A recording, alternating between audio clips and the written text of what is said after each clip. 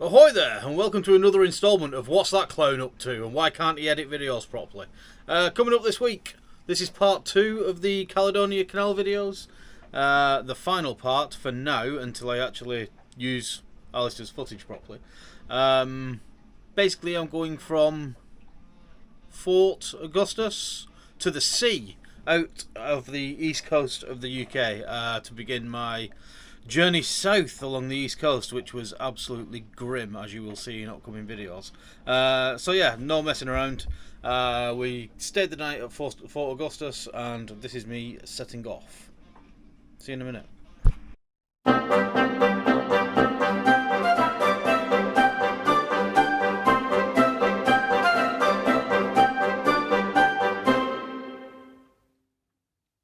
Alright, I am just sat waiting to get through the next set of locks. I've just got a spring line on, and I'm just, when the boat gets too close, take the stern away with a little click ahead, bring the boat back in, just sit and wait. Everything else is off, and I'm waiting to go through these locks here. I've got that set to slip, so basically one lining away. All good. There's a big commercial vessel that you might have seen that went through first. We thought we were going to have to wait for it to get all the way down and then thingy, but apparently we're going to open the locks in just a minute and we'll be through. So I'll set up a 360, let you guys watch that, and then Loch Ness.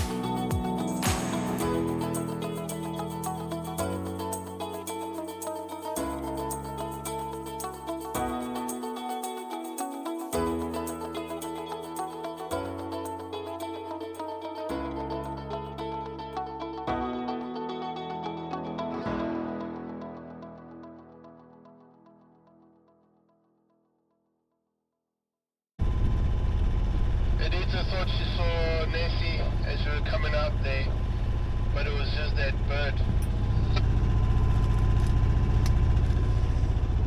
I was going to say it's possible I just flushed the toilet, so... Welcome, sorry. Welcome to Loch Ness. We've just come from Fort Augustus, which is... Where is it? It's over there somewhere. It's lost. Or is it? It's that way.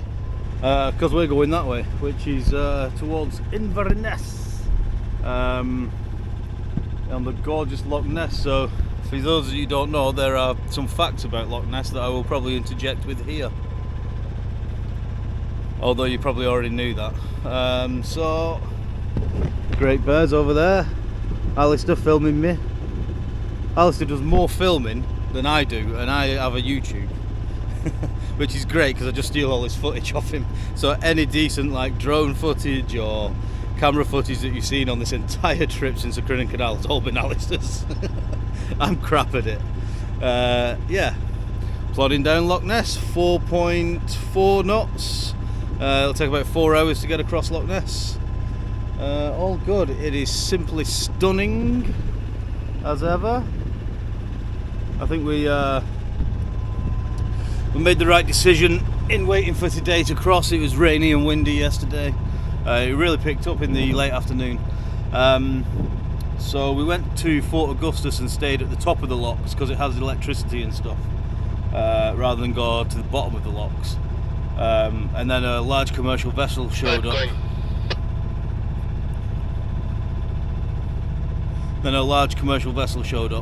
So they naturally went through the locks first, so we thought, God, they're going to have to take them all the way down, bring boats up, and then take us down. And we'd lost 3 hours, but it turns out they put us in a lock behind them, so we managed to get down only 15 minutes after we planned to at 8:30. I think. Yeah, so we got through the locks by 10. I think we started at 9. It was about an hour or so.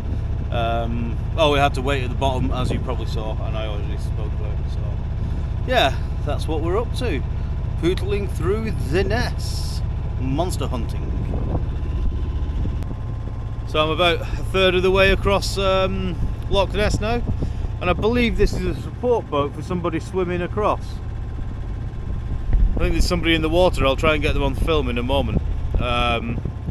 It's pretty unusual to see, isn't it? Pretty cool.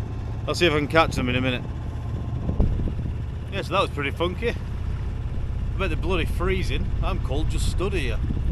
Not that I've been stood here actually, I've been down below watching films and stuff. Yeah, I just let Alison know that I'm down below, and every now and again I pop my head out of the forward hatch, see what's happening, which isn't much. And then carry on. About 3 hours to the end of Loch Ness, and then maybe an hour after that, hour or two, to get into the little marina thing. So plodding on, utterly beautiful. I'm going to try and cut into Urquhart Castle, maybe go and have a look at that. That'll be interesting. Maybe anchor for some lunch there, I don't know, we'll see how Alistair and Anita feel about it. But yeah, all good. Lunchtime on board. Just making my now world famous sriracha fried eggs. Oh yes, jiggly. Get this down, and then next landmark will be Urquhart Castle, I think it's called. Yeah, all good. I'm going to get this down, my cake call. Righto, we're just approaching Urquhart Castle. I shall spin you around and you can see. It's just on the end of this little peninsula thing here.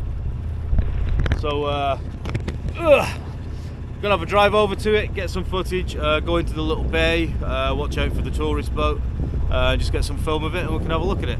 And then, magically, some history about it will appear on the screen if I can be bothered in the edit, which is 50-50.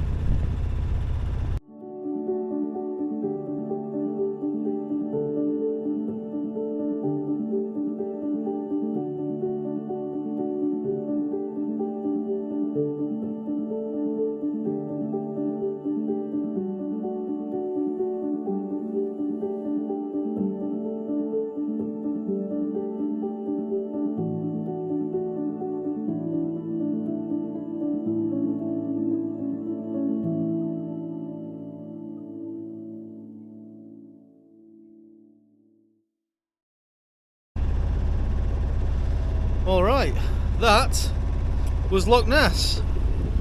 Beautiful Loch Ness.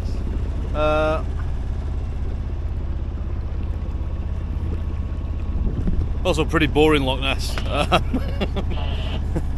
But yeah, just coming up to a buoyed channel now.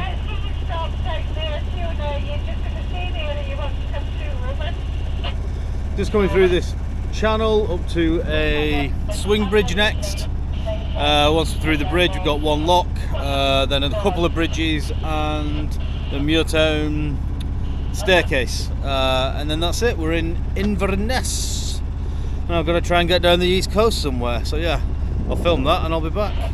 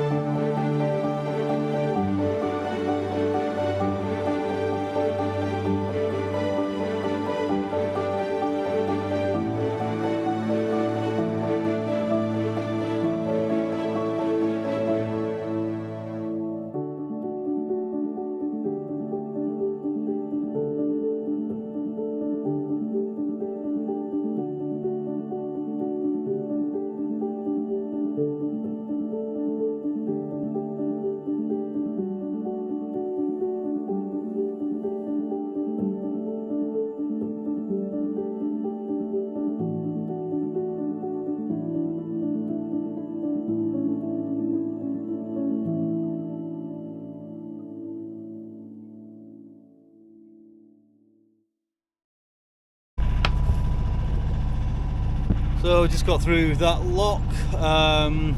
We've got a couple of swing bridges, and then it was going to be the Muirtown staircase, but they've just let us know that we're too late to get down it, despite it only being 3:30.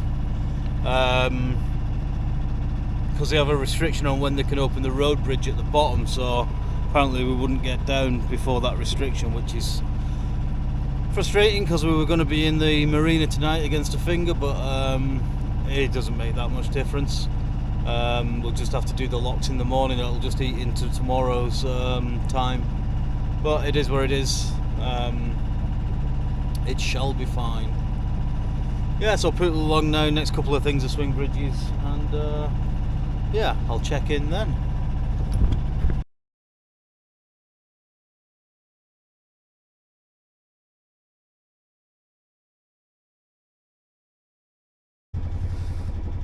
Alright, day number something, and we are seabound. Stayed here against this quay last night. It wasn't a great night's sleep. There's like an industrial area and all kids messing around and everything. It wasn't great. But locks are about to open. Get down this set of 4 or 5, then a bridge, another lock, and to the sea. Yeah, that's the plan. I'll set up the 360. I'm about to dump lines and get going, so I'll chuck the other camera on.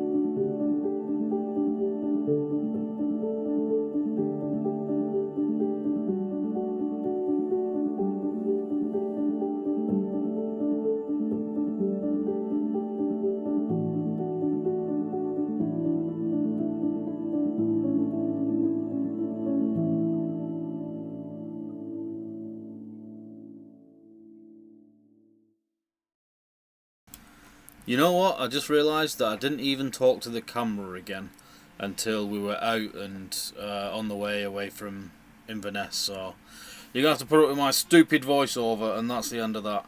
I know I've sort of just sped things up and put music on it, but it's like 10 to 3 in the morning now, and I need to get this done. I am exhausted. So yeah, there's basically a swing bridge to go through, which you're probably seeing now.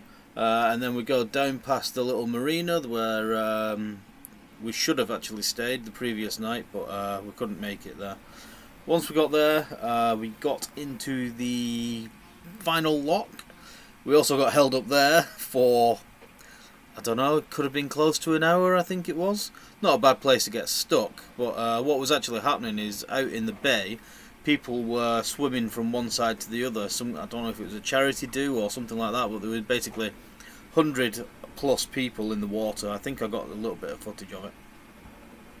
100 plus people in the water, all swimming, and they wouldn't release us from the sea lock until those were finished or until we could get around. So yeah, once we got released, that was it, out into the sea on the east coast of the UK, which is crazy.